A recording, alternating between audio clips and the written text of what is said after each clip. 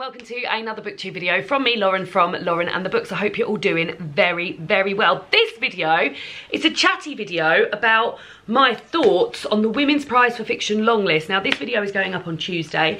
Tomorrow morning, Wednesday at 7:30 AM, the shortlist of these books is being announced. I think, she says, committing to it, I'm going to do a live show at 7:30 on Wednesday morning. So if you'd like to come along to my YouTube channel, this YouTube channel, if you're watching it after 7:30 on Wednesday, sorry you've missed out, although I'm sure you can go back and watch it. I'm going to do a shortlist reaction video at 7:30. I don't start work till 9:30 on a Wednesday, so I can do it in the morning. So yeah, early morning video for you. So if you're watching this on Tuesday, if you're watching this on Tuesday, on Wednesday morning at 7:30, I'll be doing a short list from the Women's Prize reaction video.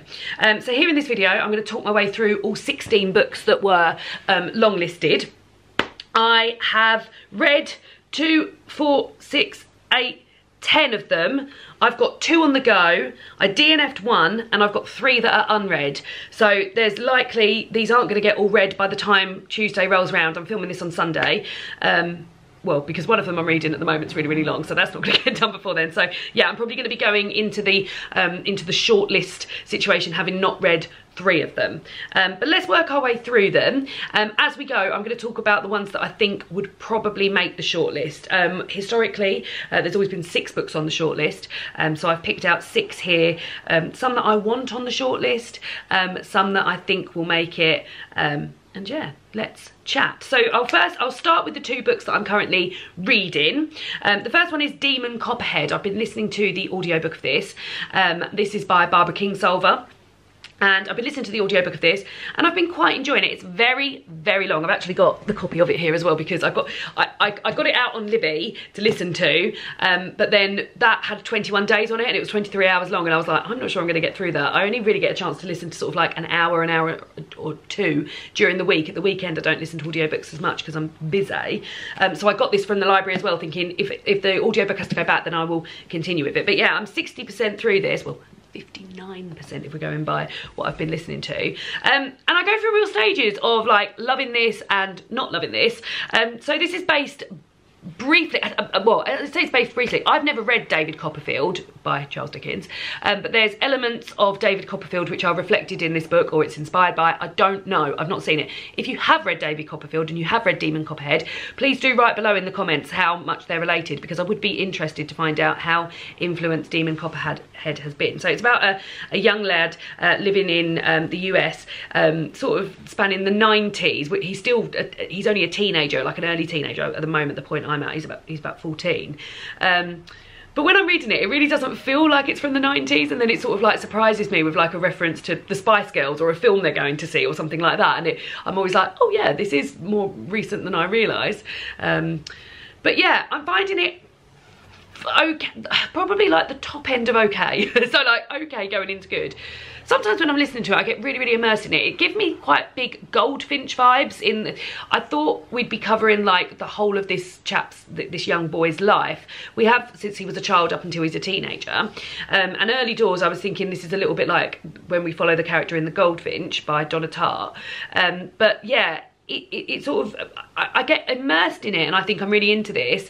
And then when I go back into it, I'm like, oh, am I as into this as I was? So yeah, it's okay for me. However, I do think this is going to make the shortlist. I think I've heard a lot of people loving it. She's also won the Women's Prize before.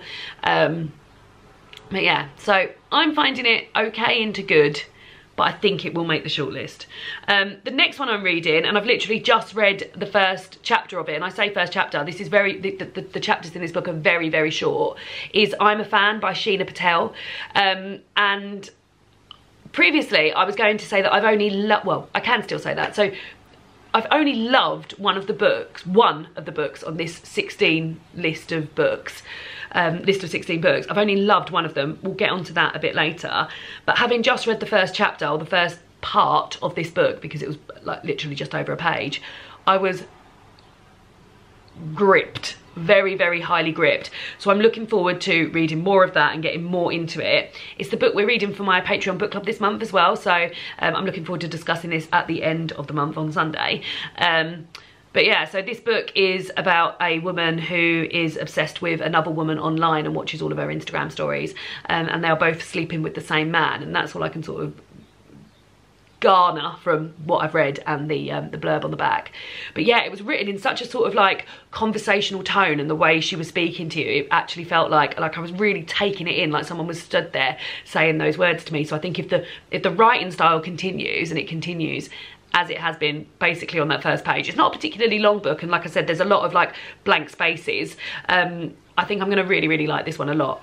I think this will also make the shortlist, so there we go. So those are the two that I'm reading. So I haven't finished those, but I do think both of those will make the shortlist. And then on to the ones that I've read. So the first one is Cursed Bread by Sophie McIntosh.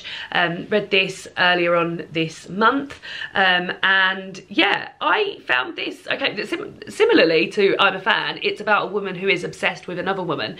She works in a bakery in a small French village. And it feels like there's not all that much going on. So when this new woman and her husband, the ambassador, move in, she becomes quite obsessed with both, well, the woman and the ambassador himself. What I did find, and I didn't realise this, but it's based on a true event, and something happens towards the end of the novel which is just like mad. And then when I looked into the history behind this, I was surprised that it did happen, and that this, I don't really want to give anything away because it really was a big whoa moment for me. I enjoyed the writing style. Again, I was somewhere between sort of like finding it okay and liking it. It didn't make it all the way into, yeah, I thought this was good. It was somewhere between okay and good. And that's my thoughts on that. The next one is the one that I did love, and that's The Marriage Portrait by Maggie O'Farrell. Like I said, I've only loved one book on this list so far. But I did really love this. Now, Maggie O'Farrell won the Women's Prize. Was it last year with Hamnet? God, is that how quickly she got that out? If it wasn't last year, it was the year before. But I thought Hamnet was good, okay. This I thought was excellent.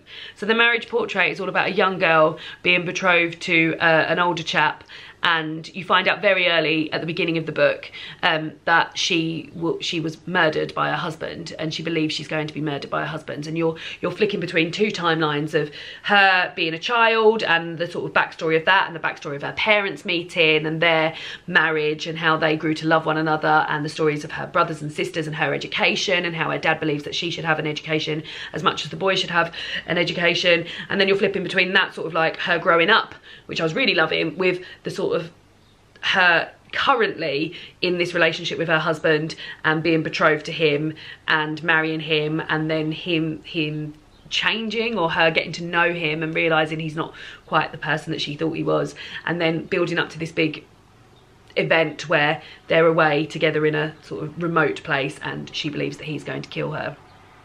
I really liked this. I thought it was atmospheric. I loved the flipping of timelines. I thought it was done expertly.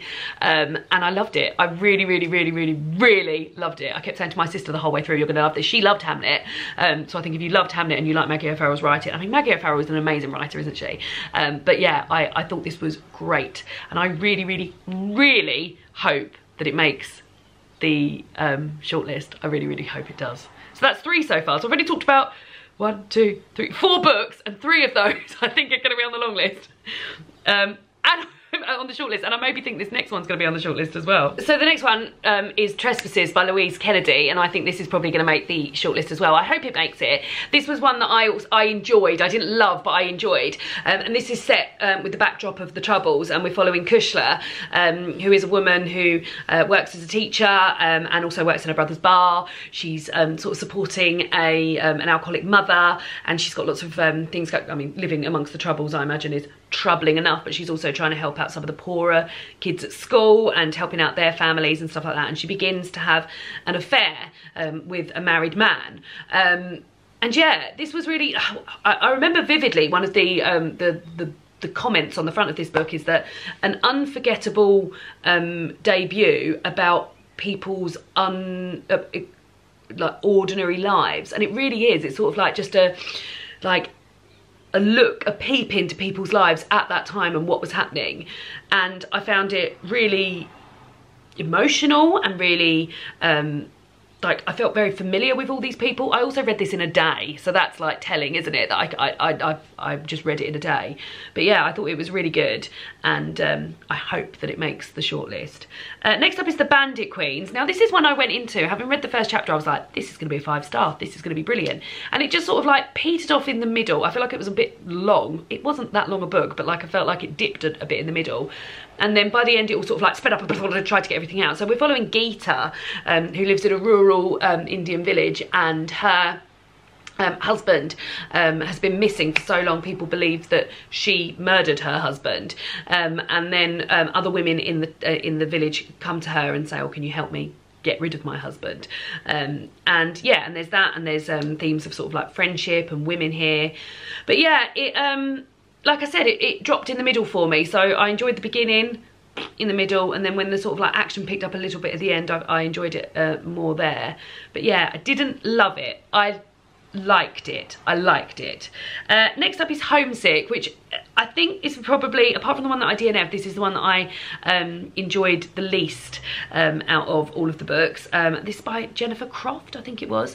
I listened to this on audio, and I don't know if this is something to do with the narrator, but I never bonded with this. So it's a coming of age story about two sisters, one of them very poorly, and another sister who is a translator, and they're sort of like the difference in their lives. And yeah, a lot of the time I wasn't quite sure what was going on. Also, this was really short. This was like 4 hours long. So I found it a bit mystifying, really, that it was so short, but I still wasn't sure what was going on throughout. So yeah, I enjoyed this the least. I don't know if it was the way it was written, I don't know if it was the narrator, but there was just a whole load of things that I didn't bond with this at all. Then I've got The Dog of the North by Elizabeth Mackenzie, who has also been shortlisted for the Women's Prize before with her book The Portable Veblen. This was fine, and you might notice that I've used the word fine a lot. I found a lot of these books on the long list fine, and this was like fine. Like I said, I don't really know what it was trying to do. I don't really know what its place was on the list. It didn't feel like anything special to me. It wasn't sort of looking at any themes that need like light shining on them. It was basically a story of a woman who's was interacting. So her parent, the bit that I thought was going to go into, which I thought would be interesting, was that her parents, so she lives in the US and her parents have relocated to Australia and gone missing whilst living out there. Her sister also lived out there, and I thought that was going to be the focus of it, but it really wasn't. The focus is more on a friendship that she struck up with her grandmother's accountant and his waning health, and he gifts her a van which is called The Dog of the North. That's the title of the book. And then it's about her relationship that she forges with, a friendship that she forges with the accountant's brother. And yeah, her grandmother's very unusual, and there's some stuff going on there.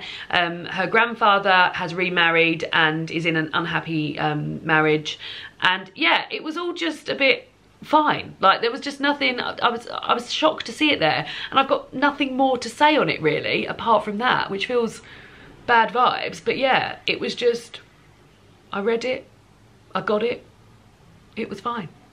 Next up is one that I hope will be on the shortlist, and that's Memphis by Tara M. Stringfellow. This was the second Women's Prize longlist book that I read. We follow, it's a generational tale, which I really like anyway, told from about the North family, and we're hearing from different women within that family. So we hear from the grandmother, her daughters, and then her granddaughters, and this sort of like skips around of times of like meeting the grandmother meeting her first husband and having a daughter, and then another husband and having another daughter, and then there's all sort of like stuff going on in the present day with the cousins who've had, I mean, trigger warnings for sexual assault and domestic violence and racism in this book. It was very heavy hitting, but there was, for such a heavy hitting book, there was such warmth there, and I don't know if that's the family setting and hearing about the women in this family and their relationships to each other and how they've sort of grown as the generations have gone, but the strength of these women has remained since the grandmother of this family. But yeah, I really enjoyed this, and like I said, like a real warmth there and a real sort of like specialness. It felt special. So yeah, I thought this was good, and I'm hoping it makes it to the shortlist. Then we've got Stone Blind by Natalie Haynes. Listen to the audiobook of this. I think, well, I know, so following listening to this, over the years, I've really tried to get myself into Greek myth retellings. I did classical civilization when I was in school as an AS level, and studied the Iliad and enjoyed it. And I always thought that this might be, and also like, I really liked things like, I remember watching Jason and the Argonauts when I was younger with my dad and things. And I love Hercules, the Disney film. And I always thought that Greek myth retellings were something that I'd be into. But every single one I've read, I haven't bonded with. And following reading Stone Blind, which I listened to the audiobook of, I actually went ahead and got rid of all of the Greek myth retellings from my shelves, because I was like, I am not enjoying these things. I shouldn't be putting myself through it. I felt the same about Circe. I felt the same about the one about Achilles. What was that called? Not Song of Achilles. The one, I think that might even have been by Natalie Haynes. I can't think what that was called either. But yeah, there was the one year the Women's Prize had 2 of these Greek these myth retellings on the shortlist. But yeah, I've never enjoyed them, and I think this has been the sort of like the final nail in the myth retelling coffin for me, because I don't think I'll bother with any. Certainly not. I've got rid of them all off my shelf. But yeah, I thought that this is a retelling of Medusa and her story, and it hosts a whole plethora of Greek gods, and there's a lot going on, and there's a lot of storylines being sort of like dipped into, and some of it was familiar to me and some of it wasn't. And it has this whole sort of like quite a chatty like voice in there. The telling of it is quite chatty. The audiobook itself was done by Natalie Haynes, the author. But yeah, I just don't think these are for me. I haven't put it on the shortlist because there's one more I would like to see on there, but I wouldn't be surprised if this made the shortlist. So that's that. Next up, we've got Fire Rush, which was one that I was listening to at the beginning of March. Now, I had quite a lot going on at the beginning of March. David's dad was in hospital, very poorly, and I was listening to this sort of on the drives to and from the hospital, and maybe that's got part of why I feel disconnected to it, but also maybe because I wasn't quite sure what was going on. So this is a book by Jacqueline Crooks, Fire Rush. As I said, I listened to the audiobook of it, and I remember finding that this was a book about sort of searching. I remember thinking that a few times throughout it. So it's a book about searching for family. Yamei, the main character, is trying to connect with her family, also searching for justice. Her partner gets killed by the police very early on in a racist attack, and also and maybe searching for her own identity. But yeah, I wasn't sure what was going on, but weirdly, and this very rarely happens, like, although not sure what was going on with the book, I really enjoyed the audio performance. It was narrated by Leonie Scott, who is from Call the Midwife. She's not in Call the Midwife anymore. She plays Lucille in Call the Midwife. But it had like singing in it and music in it. And yeah, she did an amazing job. And the audio performance itself I thought was really good. But it still left me a bit confused as to what was going on. So I found, yeah, and I couldn't connect all that much with it. So there we go. And now thinking about it, I can't remember many of the plot points, but that might also have been because I was like going through some stuff at the time, and I feel like my mind often gets rid of stuff that it doesn't need at that time. So yeah, I didn't love that, but I really liked the audio performance, but the book itself I'm not sure I was all that keen on. And then the last one that I've read, and I think will be making it to the shortlist, is Wandering Souls by Cecile Pinn. This was the first book that I read from the shortlist, from the long list. It was one that I had on my shelves, and this is a story about Vietnamese refugees, and Vietnamese refugees relocating in the UK, which is a perspective I haven't heard all that much from.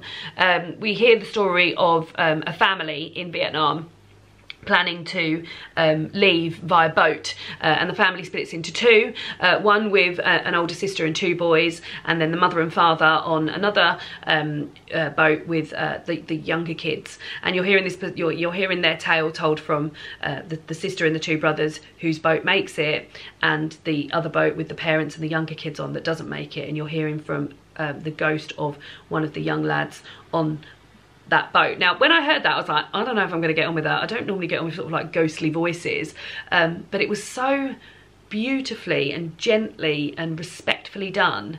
I thought it was a very powerful read, the whole thing itself, and it goes from like back in the 70s when this was going on all the way up to the modern day. I don't know if you're aware wherever you are in the world, but I remember vividly a horrific story of a lorry full of Vietnamese refugees being found in Essex, and those refugees being dead because they didn't have any air and it was too hot in the back of the lorry for them. And that is mentioned in here, and it's sort of told through, there's like headlines, there's an open letter to Margaret Thatcher at the time where she was saying, oh, we're going to welcome Vietnamese refugees, and that, I mean, words, you need action. So there was someone who had written to an open letter, and then, like I said, newspaper headlines about these events that have happened, and then all the time we're hearing about the sister of the family and the 2 young lads, the two brothers who were resettling in their lives, and then being in a refugee camp for a long time and then coming to the UK. I mean, you can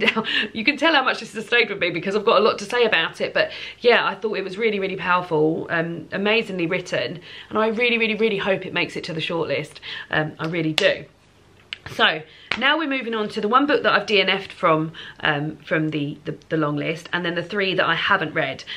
So I DNF'd Pod by Leyline Paul. I DNF'd this at 28 pages in. I previously had not had a good experience with Leyline's other book. Not a good experience, but I read The Bees by Leyline Paul, which was shortlisted for the Women's Prize.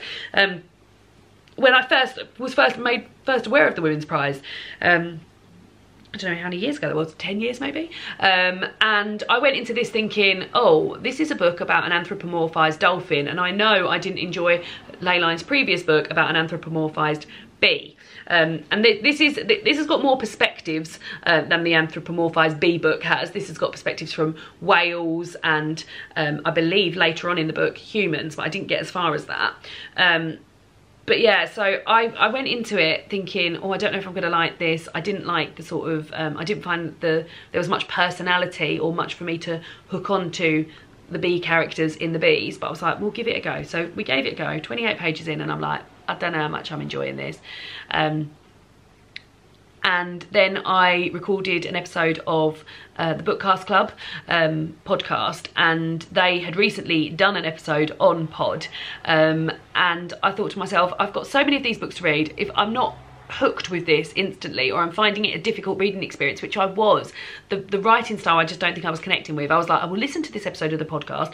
I'm not that bothered about spoilers, so I could quite happily listen, like find out about spoilers and then still enjoy a book. I thought I'll listen to that, and if I feel like I want to carry on afterwards, then I will. I listened to it and I was like, no, I'm going to give up. So I've given up on that, and yeah, it's the only book I've DNF'd from the list, there being 3 that I haven't read yet. But yeah, I didn't enjoy it. So the 3 that are left unread, I do have access to all of them, although the first one, so Glory by Novila Bulawayo, over there, that has got to go back to the library this week, the 28th. So I don't think I'm going to get around to reading that. I'm hoping it's not on the long list, on the short list.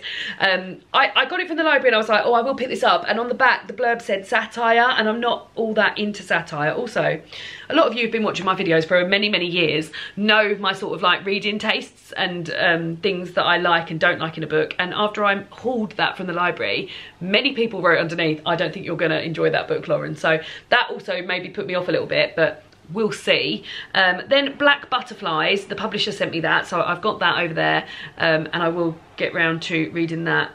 We'll see whether or not I get that started by the time the shortlist is announced. And then Children of Paradise, which I do want to read, which is to do with cinema, and I've got that out from the library. So yeah, I don't think I'll ever get round to reading Glory, but Children of Paradise I'd really like to, and we'll see how it goes with Black Butterflies. So in summary, to wrap this all up, the 6 books that I'm hoping will appear on the Women's Prize shortlist in 2023 are Demon Copperhead, I'm a Fan, The Marriage Portrait, Trespasses, Memphis, and Wandering Souls. 1, 2, 3, 4, 5, 6, yeah. Let me know down below how your reading of the Women's Prize went, what you read, what you didn't read, what you got on with, what you didn't get on with. If you've got 6 books as a prediction of what you think is going to be on the shortlist, very, very interested to hear. And yeah, I'll see you all tomorrow morning at 7:30 AM for a live show where I react to the shortlist. I wonder if I've read them all. Who knows? And I'll see you all again then. Bye!